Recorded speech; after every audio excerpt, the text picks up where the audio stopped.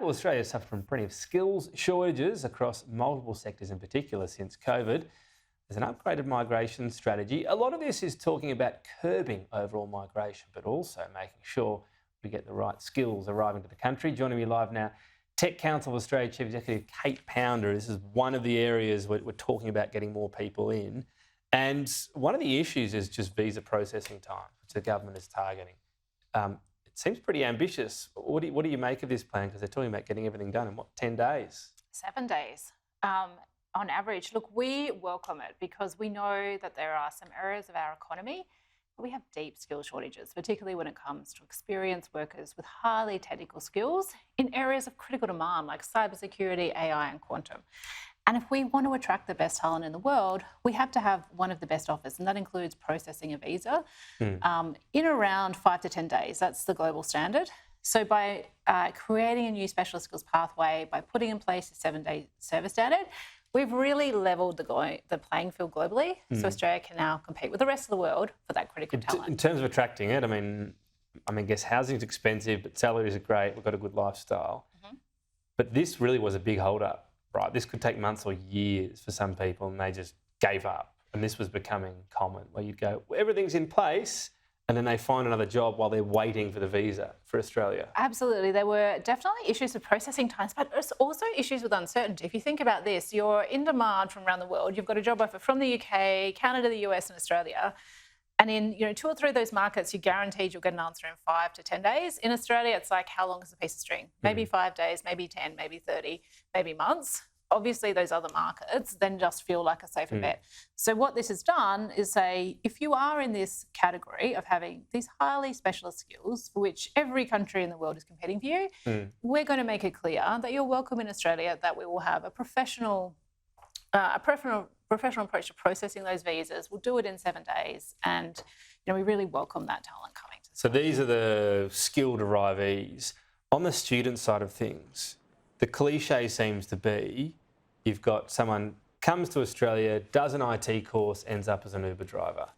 Is it that not all IT courses are created equal? Or we sort of, do you agree with the government's focus on making sure we're bringing students and really linking it to outcomes, to jobs we need, and maybe there are some pretty low standard degrees that get people in the country? Look, we know that we just have not been training enough Australian students in ICT degrees for some time. So for the last few decades, the growth rate in tech jobs has been about 2 times the average job in the economy, but the number of Australians we've trained has flatlined. It hadn't changed much since the early 2000s.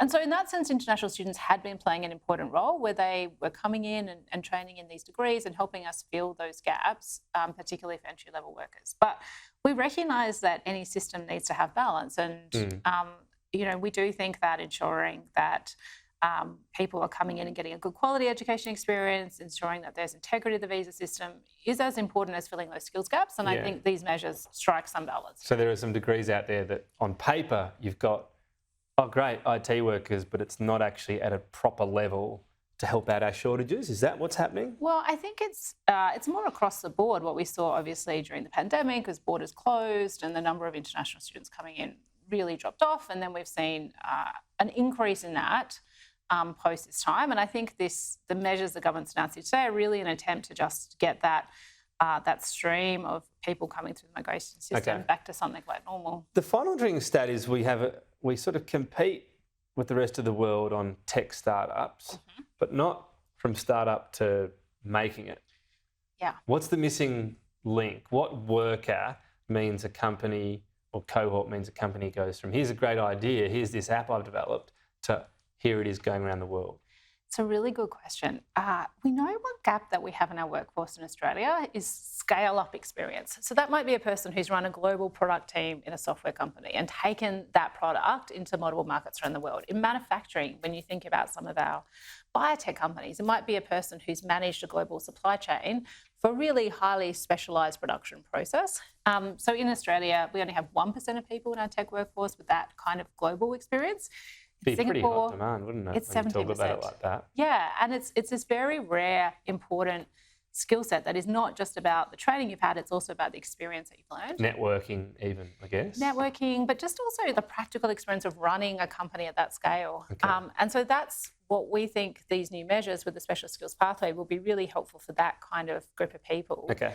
And also the government's now made it easier for startups to qualify under the scheme to get access to special skills pathway if they've got VC funding. Kate Pounder, thanks for your time. Thank you.